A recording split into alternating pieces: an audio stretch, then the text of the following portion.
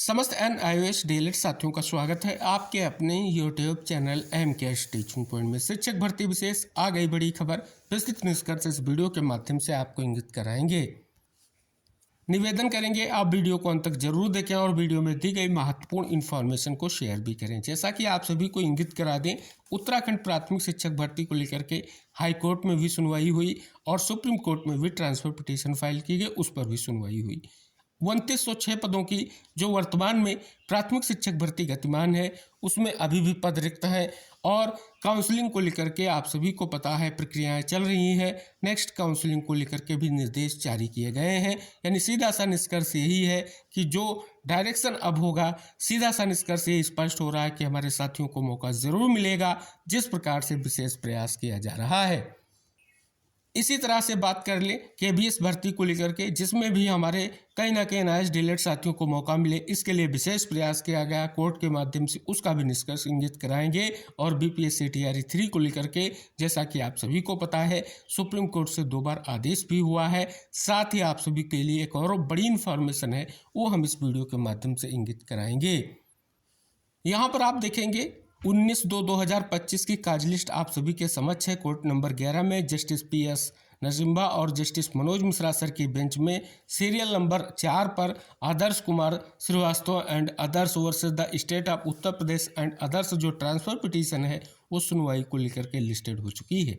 यहाँ पर आप देखेंगे जो Kaushik Das and others versus the state of West Bengal की जो SLP है, वो भी यहाँ पर सुनवाई को लेकर के साथ ही लिस्टेड हो चुकी है। सबसे बड़ी इन्फॉर्मेशन है उत्तराखंड प्राथमिक शिक्षक भर्ती के परपेज में है। यहाँ पर देखेंगे सीरियल नंबर 5 पर एक महत्वपूर्ण जो है ट्रांसफर पिटीशन सुनवाई को लेकर के लिस्टेड हुई है। यानी आप यहाँ पर देख रहे हैं Vishwanath versus the state of Uttarakhand and others.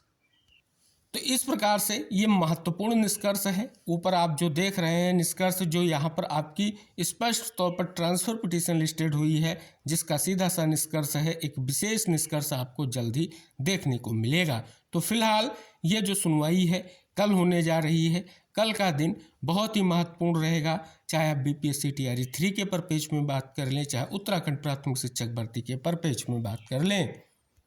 साथ ही बहुत बड़ी इन्फॉर्मेशन है BPSC TRE 3 को लेकर के। यहाँ पर आप देखेंगे आप सभी के समक्ष एक स्टेटस है केस का, और ये स्टेटस है कंटेम्प्ट पिटीशन जो है फाइल की गई है कि जल्द से जल्द जो है आदेश का अनुपालन किया जाए, फैसले को लागू किया जाए और जल्द से जल्द हमारे साथियों को प्रतिभाग कराया जाए। तो इसके लिए आप देख रहे हैं विशेष निष्कर्ष देखने को मिल रहा है।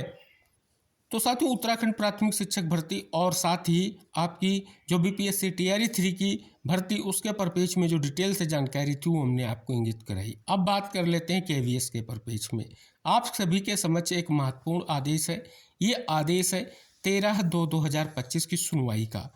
इस आदेश के अवलोकन से एक बहुत बड़ा निष्कर्ष आप सभी के समक्ष आ रहा है, जो हमारे NIOS डीएलएड साथियों के लिए महत्वपूर्ण है।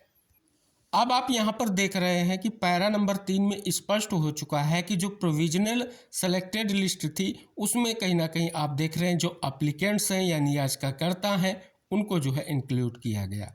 लेकिन आप सभी को पता है सुप्रीम कोर्ट का 28/11/2023 का फैसला आया, जिसका फैसले का निष्कर्ष कहीं ना कहीं आपने सभी ने देखा।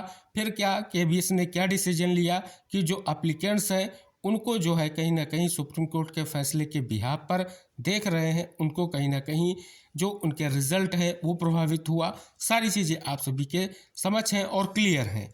अब बात की गई है इसमें आगे कि जो 10/12/2024 का फैसला है, जिसमें स्पष्ट हो चुका है कि कहीं ना कहीं NIOS डीएलएड फिर से वैलिड है, और ये तब से वैलिड है जब 28/11/2023 का फैसला आया था।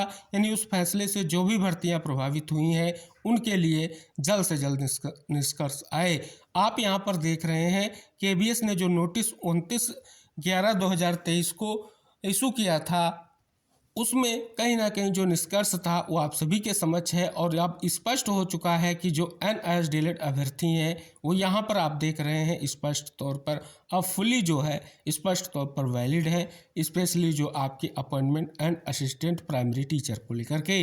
तो यहाँ सुनवाई हुई है, नोटिस इशू किया गया है।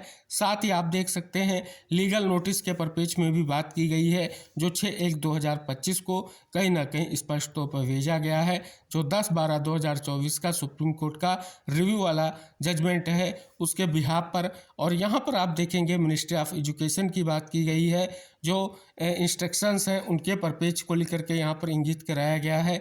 साथ ही आप देख रहे हैं यहाँ पर 2 सप्ताह का समय मांगा गया है स्पष्ट तौर पर जो फैसला है उसको लागू करते हुए, और कहीं ना कहीं केंद्रीय विद्यालय संगठन की जो भर्ती है उसमें हमारे साथियों को प्रतिभाग कराए जाने को लेकर के। और नेक्स्ट जो आप देख रहे हैं सुनवाई के लिए बहुत बड़ा निष्कर्ष आप देख रहे हैं कि लिस्ट द मैटर 28/2/2025, तो बहुत बड़ी इंफॉर्मेशन है कहीं ना कहीं जो सभी के लिए महत्वपूर्ण है। इसके अलावा आप सभी को हमने कई राज्यों की जानकारियां लगातार डिटेल से इंगित कराई है, और उम्मीद है कि जो फैसला आया है उस फैसले का बिहाफ अगर आप देखेंगे तो अब जितनी भी भर्तियां प्रभावित हुई हैं उनमें हमारे साथियों को मौका मिलेगा और निष्कर्ष भी आएगा। तो इस महत्वपूर्ण इन्फॉर्मेशन को आप शेयर करें, चैनल पर नए हैं तो चैनल को सब्सक्राइब करें। नेक्स्ट जो भी इन्फॉर्मेशन होगी डिटेल से जानकारी आपको शेयर की जाएगी। इसी आशा और विश्वास के साथ मिलते हैं नेक्स्ट वीडियो में, तब तक के लिए बाय बाय, टेक केयर साथियों।